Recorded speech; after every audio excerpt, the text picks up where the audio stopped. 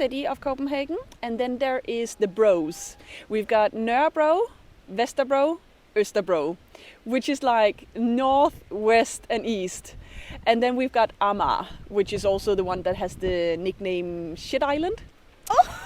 Yes, because it was literally the place where all the shit from Copenhagen was taken to and dumped. So originally the island was actually quite small, but it got bigger over time because it's sort of the rubbish island. So that's why we call it Shit Island. But that's another neighborhood that's very central to Copenhagen, where a lot of people there are living. It's also where the airport is located. Yeah. So you've probably been to Shit Island. So you're telling me the airport is literally located on Shit Island? That's what I'm telling you, yeah. I don't think I've ever heard anything like that about a city before. Welcome to Copenhagen. Oh my goodness, that's hilarious.